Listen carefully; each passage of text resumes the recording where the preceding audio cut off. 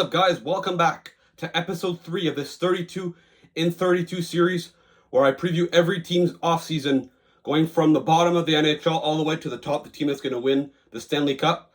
The last two episodes were the 32nd and 31st place teams, the San Jose Sharks and the Chicago Blackhawks, and today the 30th place team, the Nashville Predators. So obviously it's no secret to anybody that this season, 2024-2025, for the Nashville Predators was a complete disaster. They weren't super aggressive last offseason, spending big money in free agency on Brady Shea, on Steven Stamkos, on Jonathan Marchessault on long-term deals after making the playoffs and thinking that they could bring their team to the next level and hopefully maybe even be a Stanley Cup contender. Well, as we all know, that did not happen. They completely crumbled and plummeted to the bottom of the standings, 30th in the NHL. Right now, let's look at their 2024-25 season. Obviously, a complete disaster. They finished with 68 points, 7th in the Central Division. Obviously, Barry Trotz, there's been some rumors that he's been planning on rebuilding, which I think would be the best decision, the best path to take. They decided to keep their coach, Andrew Brunette, another season. I don't know if it's really his fault their season. I mean, they had a lot of older players. It was a very slow team compared to last year where they were very energetic and fun, even though they didn't have a lot of talent. Surprising with their two acquisitions, Stamkos and Marchessault, their offense was 31st in the National Hockey League, only scoring 2.59 goals per game, and their defense was 27th at just overall goals against per game, 3.34 goals against. Their power play was okay, it was 18th, middle of the pack. Their penalty kill, however, was top 10 in the league, 7th overall at 81.5. And their expected goals percentage at 5-on-5 was, middle of the pack, 49.67, so 17th in the NHL. So it shows that the Nashville Predators maybe were a bit unlucky, didn't get a lot of puck luck, but I still don't think this is necessarily a great team. When you look at their leading scorers, Philip Forsberg, 76 points in 82 games. Jonathan Marchessault, 56 points in 78 games. Steven Stamkos played all 82. He got 53 points and only 27 goals after getting 40 goals last year. Same thing with Marchessault, by the way. He also got 40 goals last year. This year down at 21. Ryan O'Reilly, who had a great season last year, I think got 77 points. Now he got back down to 53. And Roman Josi, even though he only played 53 games, 38 points. But like I said, when you're playing on a team that's so anemic offensively, as an offensive defenseman, your production will suffer.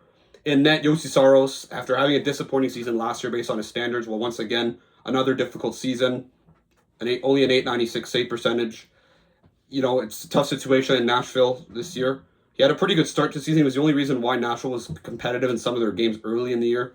But his play did fall off towards the end. And Justus Annunen, who they got for Scott Wedgwood, was not that great either. So I think Nashville is a team that needs to make some big changes. Let's look at their projected lineup for the 25-26 season before free agency and all the offseason moves. So their top six, their first line, Marchessault, Forsberg, and Stamkos, obviously an aging first line. Their second line, Michael Bunting, who got the trade deadline for Tommy Novak, Ryan O'Reilly, Luke Evangelista, who was a younger player, Zachary Lheureux, who was a decent rookie this year, Fedor Svechnikov, who was another young guy, and Colton Sissons, and then Cole Smith, Michael McCarron, and Matthew Wood, another one of their top prospects. Nashville, obviously, an underwhelming group, but could still maybe get better next year. We'll see with a few of their young players.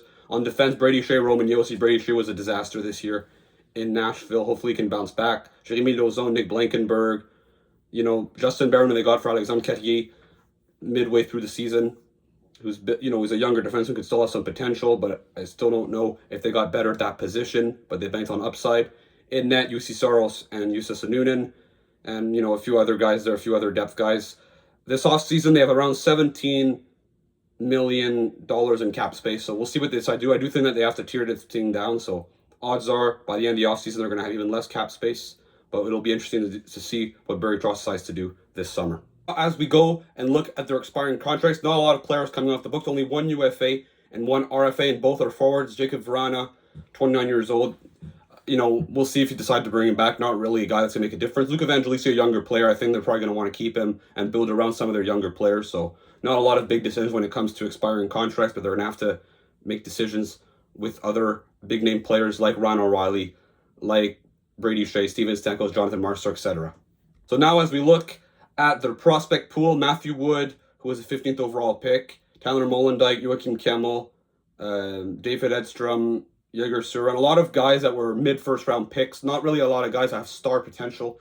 Unfortunately for them, they did have a guy in their pipeline last year that had a potential to be an elite player, and that was goaltending prospect Yaroslav Askarov, who they traded away to San Jose. But against Nashville is probably going to try to rebuild this prospect pool. They have 3 firsts, 2 seconds in this year's draft. So they're going to have a lot of draft capital to try to improve this team, not to mention a 5th overall pick. It'll be interesting who decide to take players such as Caleb Desnoyers, Anton Frundell, maybe a James Higgins falls to them at 5. So it'll be interesting to see what they decide to do. But I think that there is a way for this team to be rebuilt within a 2 to 3 year stretch or something, because they do have some good pieces to build off from. So now let's have a look at what I think their main needs are going into this summer. So I think that they need to obviously get younger. That's no surprise. They do have a lot of aging players. They have to bring in some young talent.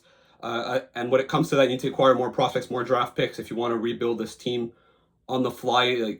Maybe that's the plan. I don't really know. They need, obviously, when you look at their roster, their center core is very, very weak. So maybe they look to improve their center depth, because like I said, I think they're going to try to trade Ryan O'Reilly this summer. So if you trade Ryan O'Reilly, even though you want to tank, you still need to get some players there to help insulate some of the younger guys that they're going to be bringing in.